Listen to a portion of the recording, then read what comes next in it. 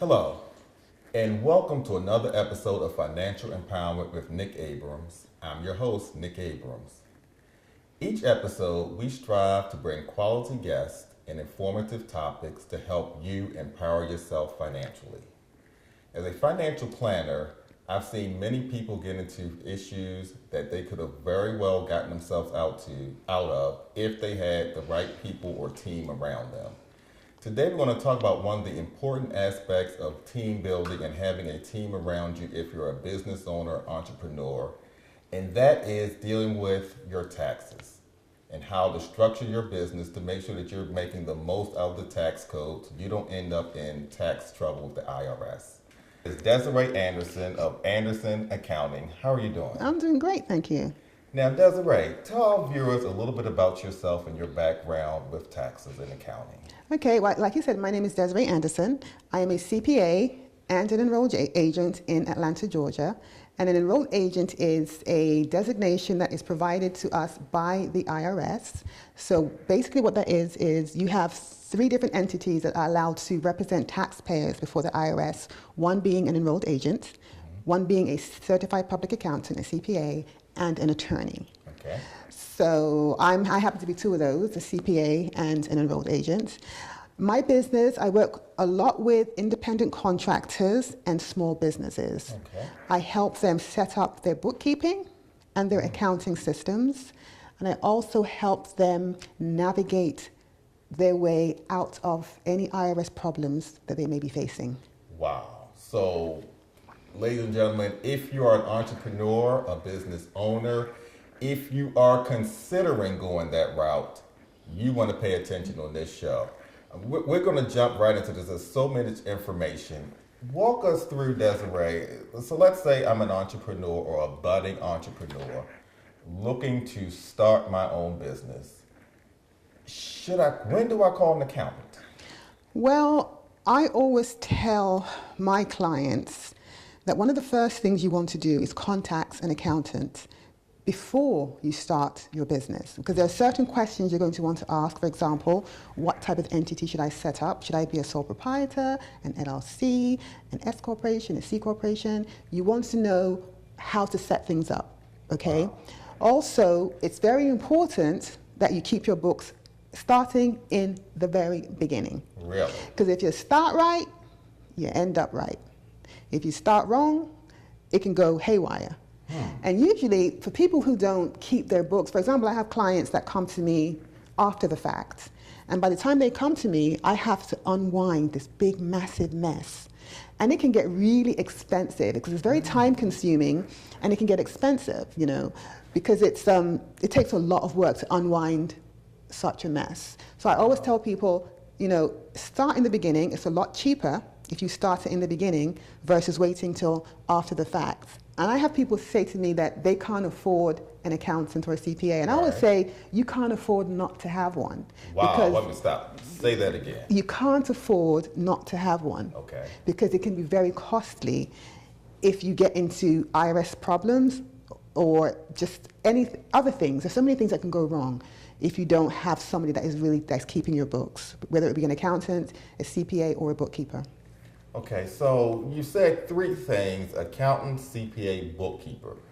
Are they 3 different people? So if I'm starting a business, do I hire 3 different people, or are they all one person? Well, they can be one person, or they can be 3 different people. It just depends on what the person, like for example, I'm a CPA, but I do bookkeeping work and I do accounting work. Okay. I have several colleagues who are CPAs and they don't do either one. They don't do bookkeeping and they don't do a whole lot of accounting. They may do a lot of consultation, or they may do accounting and not the bookkeeping side of things.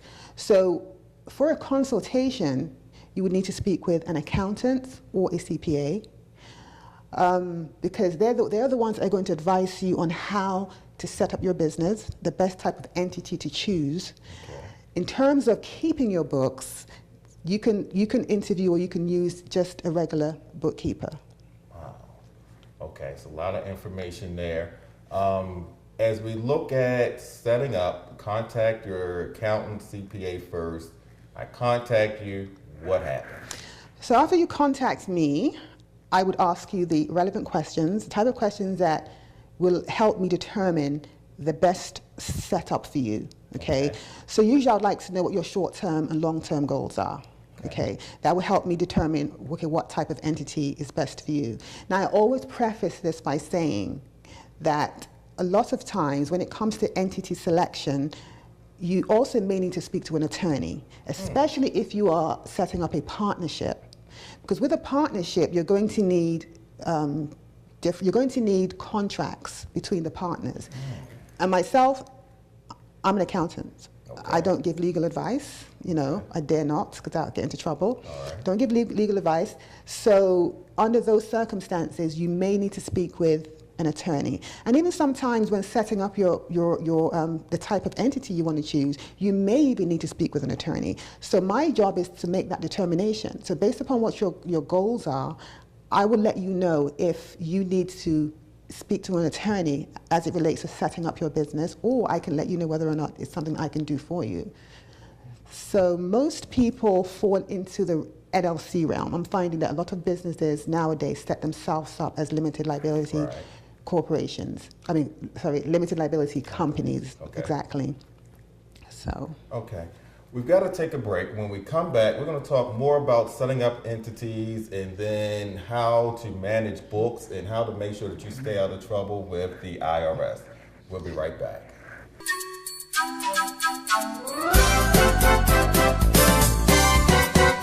Hello, this is Nick Abrams, host of Financial Empowerment with Nick Abrams, and this is your financial tip of the day.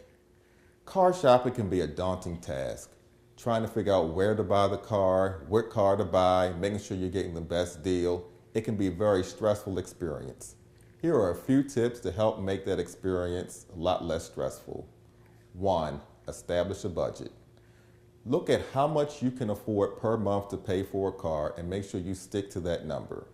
Don't get talked into buying a more expensive car because that could really have a detriment to your finances. 2, figure out if you're buying a used or new car. New cars, less headache, they have a strong warranty, and you can pretty much predict the reliability. Used cars, not so much so. You don't know who had the car before, how they took care of the car. But however, you can get a used car for a lesser price. So make sure you weigh the options of buying a used or new car. 3rd, take a look at what your financing is. And what I mean by that is take a look at the interest rate that you're getting and shop around. Don't just take whatever you get at the dealership as your rate on your car loan. Go to different banks and credit unions to make sure you're finding the best rate. And then 4, don't be afraid to negotiate. If you're not getting the price that you feel you should be paying for the car, then go somewhere else. There's always another dealership and another car. Hopefully these tips will help make your car buying experience a wonderful, excellent experience. I'm Nick Abrams, and this is your financial tip of the day.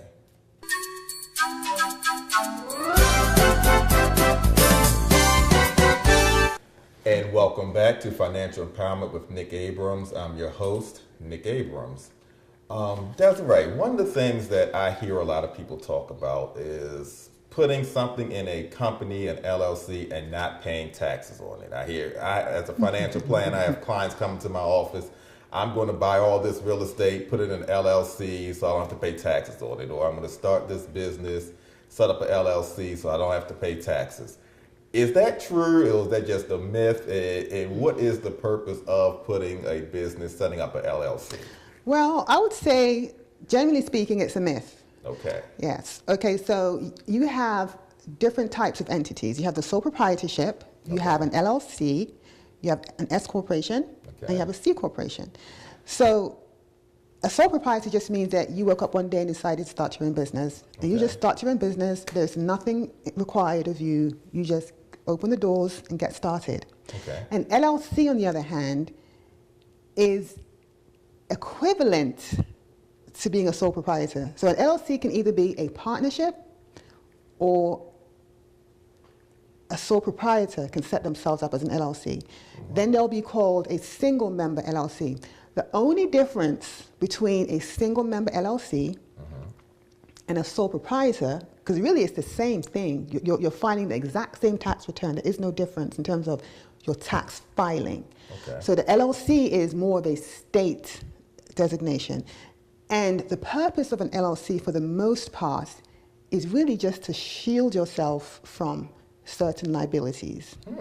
Okay. Now this is where the attorney. So taxes is not one of those liabilities. No. Okay. So Just want to be clear. so this is when an attorney comes into play. All You right. want to speak with an attorney, because I'm not giving tax advice. I mean, I'm not giving legal advice. I'm just saying that an LLC can, for example, let's say you have a business, okay, and for some reason you get sued. Okay. Now, as a sole proprietor, the person can come for you, everything you own, Really? your house and everything, because you're a sole proprietor. Okay. An LLC shields you from that. So in other words, all they can get is what the business owns. They cannot come after you personally for your personal assets, okay? Wow. However, there is a however to that.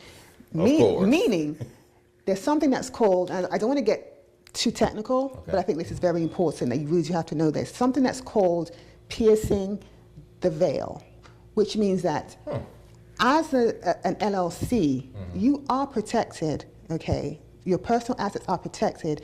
However, if you don't follow the rules and the requirements of being an LLC, you can pierce the corporate veil, meaning that all of a sudden, now you have made yourself liable. One of the ways to do that is, as an LLC, you're supposed to have a separate bank account for your business. You're not supposed to have one bank account for business and personal. If you do that, you can pierce the corporate veil, which means that if something should happen, guess what? All of a sudden, you being an LLC means nothing. Wow. Yeah, so it's very important to keep your finances separate. Have your business account and have your personal account, and do not intermingle the two. So it has nothing to do with saving taxes, because you're going to pay the exact same tax you would pay as a sole proprietor. Okay. The only business that, or rather the only entity that pays taxes is a C corporation. That's it. Everybody else, whether it be a sole proprietor, a partnership, S corporation, LLC, your taxes roll over to your personal tax return.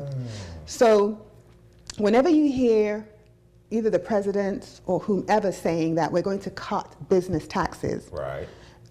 don't jump up and down and think that all of a sudden you're going to pay less, because really cutting business taxes only means if the business pays taxes, and the only business that pays taxes is a C corporation. Really? So only the C corporation is benefiting from taxes being lowered, or rather paying less taxes as a business. For those of us that are LLCs, partnerships, S corporations, we pay taxes at our personal, individual tax rates. So what you're saying, everybody now should run out, because we've been hearing about this, cut the corporate tax rate, everybody needs to be a C Corp now. Well, no, do not. Please, don't do it. Because then that has a whole other set of requirements. Oh, wow. So you don't want to go there unless you do. Okay. And before you do that, you want to definitely, consult with your accountant or your CPA, so you know what the requirements are, and if you should even do that, because then you're paying taxes twice, because the C corporation is paying taxes, and then when you distribute that money to yourself, you're paying taxes again. Wow. So you're paying it twice. Okay, so now we've set up, we've in business, we know the entity. How do we keep records? We got money coming in, coming out. I mean, do we just need to hire an accountant on staff? I'm a new business, I can't afford to do that. Help us out, Desiree. What do we do? Okay, so I always tell business owners it's always best to hire an accountant. Okay. Now you have different softwares out there, like QuickBooks, you have Wave, you have Xero, all these different softwares that can help you with your accounting. Now, Okay. because they're so easy to come by, people make the assumption that, oh, I could just do this myself. Right. Okay. I All always right. say no. Now, you have people that can't afford an accountant. Okay. And I always say you can't afford not to have an accountant. However, if you truly believe you can't afford to have one, then I suggest that you figure out a way to get with one of these softwares, whether it be QuickBooks, whether it be Xero, and then you find an accountant who can help you set it up Okay. and then train you on how to use it. When they train you, make sure they're taping the training, because Really? you're going to forget. Guaranteed you're going to forget. So if they tape the training, you can always go back to see, okay, well, what did she say about this? And make sure that you choose someone that's going to tell you the whys of what you're doing. Because if they can explain to you, okay, here's what you need to do, and here's why, it's a lot easier for you to do it and understand why you're doing it. So if you can have this on tape, then you can figure out a way to just possibly do your own books. And maybe once every quarter, you can have your accountant or have an accountant just look over what you've done to make sure everything is in the right place, okay? If you can't even afford to do that, if you can't afford to even hire someone to set things up for you and to train you, another option is to purchase some type of digital class where the person is showing you how to set up the books and also giving you the whys of what you're doing. That way you can go ahead and purchase the software, watch the class, and follow along. Okay, and the good thing about these types of digital classes is that you can always go back and rewind to see, okay, where does this go? Why does it go here? Am I setting it up correctly? And even if you do that, I also suggest that either once a month or once a quarter, or maybe even once every 6 months, depending on how you feel about it, you get an accountant to look at things to make sure things are being put in the right place. Because the worst thing you want to do is to wait till the end of the year to find out that, guess what? Everything is wrong. Everything is wrong. That's not good. That's not good. Because now all of a sudden you're going to pay someone to fix it. Hold that thought. We'll be right back. Ladies and gentlemen, I told you we're always in for a treat. Here with Desarie Anderson, I'm Nick Abrams. We'll be right back.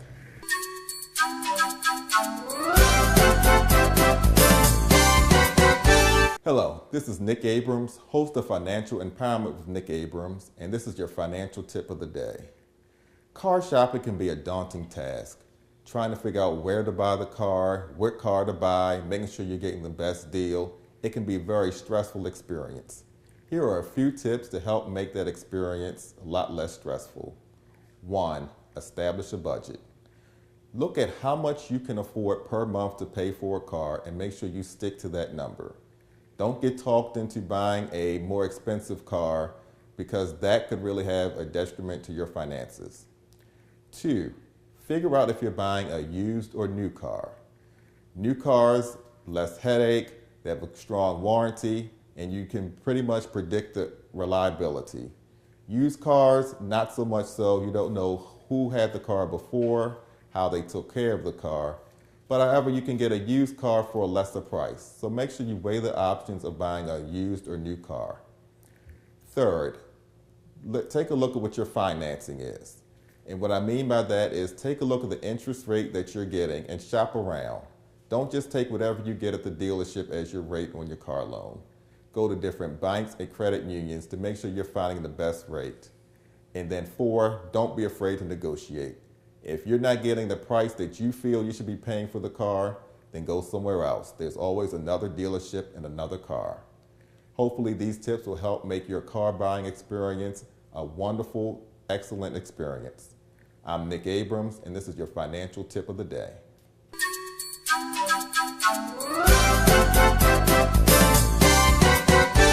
And welcome back to Financial Empowerment with Nick Abrams, here with Desarie Anderson. We're talking to the entrepreneurs and business owners out here, talking about taxes, the 5-letter word we all love to hate. So Desarie, I'm in business. We talked about how to set up the corporation, the entity structure. We've talked about setting up the books. I'm in business, making money, have a great year in business, but some reason I still don't have any money. Why is that? Well, there could be a few reasons why that is. When you set up your books, usually You can set them up on an accrual basis or on a cash basis. Now, most of us are cash-based taxpayers. And what does that mean? So, okay, so an accrual basis means that whenever you do a transaction, okay, you record it in your accounting system, and it shows up on your profit and loss statement, okay? It becomes part of your profit and loss statement for that particular month, quarter, or whatever. Okay. Whereas when it comes to, when you're on a cash basis, you only record items that you have actually received the cash, okay? So if I sell a widget, or I do inventory, if I have a widget, I'm recording it on a accrual basis. When I sell the widget, it's more like on a cash, you get the money. Well, no. So, for example, let's say I sell accounting services, and I am on an accrual basis, and you hired me to represent you before the IRS. And I said to you, okay, Mr. Abrams, that's going to be $5,000. Okay. And you say to me, okay, no problem. And I go ahead and record it at $5,000. Okay. So I'm going to record it in the books that I have just sold a service to Mr. Abrams for $5,000. But Mr. Abrams doesn't pay me for another 3 months. On an accrual basis, you still always have to record whatever you have sold, whether the money has come in or not. So it's on the books versus on a cash basis. I may say, okay, I'm not going to record this until Mr. Abrams pays me. Okay. Now, in addition to that, most people are on a cash basis, so it's not really an issue. But the reason why I find a lot of my clients sometimes wondering, okay, it says I made this, but here's what I actually made. And that's because we invoice our clients. So you could be on the cash basis, but still invoice your clients. So Mr. Abrams, I'm on the cash basis. And I said, okay, Mr. Abrams, I'm going to send you an invoice saying, okay, you owe me $5,000. So within the software, I created an invoice just so I can send it to you to remind you that you owe me $5,000, so you don't forget, okay? Because you look at it and I'm screaming at the bill. Right, you might say, you didn't tell me that. I have proof. I have the receipts right here, $5,000. Okay. So even though I'm on the cash basis, I still recorded it in the system, which means that I have created a transaction. So when I pull my profit and loss statement, if I'm not careful to click on cash, because most people don't even realize that they need to click on cash. Usually they're going to be on accrual because some softwares just defaults to accrual. And you may not know that. So you're looking at this saying, okay, I didn't make $30,000 this month. There was just no way. So you're looking at it either on the accrual basis or based upon the invoices that you created. So it appears as if you made all this money, but you actually didn't. So. Another factor, taxes. I'm a business owner. I've struggled. I've been in business. I finally make it a profit. And then all of a sudden, I get this IRS bill. How, as a business owner, can we prevent that April 15th shock where I've got this huge tax bills, I finally made some money in my business, and now I've got to send all my money to the IRS? Well, the best way to avoid this from happening is to pay your estimated taxes, because it's a lot easier to come up with $10,000 every 3 months than it is to come up with $40,000 at tax time. Right? So if you get with your CPA or your accountant and calculate what you anticipate making that year or that quarter or that month, you can figure out how much you need to pay. In other words, you can project. You can project. So if you can get with your accountant, they're going to do the estimations and they're going to project over a period of time how much money that we think you're going to make. Okay. So you want to pay your estimated taxes every 3 months. That way, you don't find yourself at tax time owing all this money because you don't have $40,000. You spent it. You don't have $40,000. So what winds up happening is it compounds over the years. Next thing you know, you get the love letter from the IRS saying, by the way, hello, remember us? You owe us $100,000. And at that point, you're just going not saying, okay, now what do I do? And then most people just ignore it because they feel that if they ignore it, it's going to go away. Don't ignore it. It's not going away. So what happens? I'm in business. I get this letter. What happens? So you need to contact your accountant, your CPA, and find out what that particular letter represents, because every letter has a different number. You want to know what it represents, and that's going to tell your accountant how far gone you are.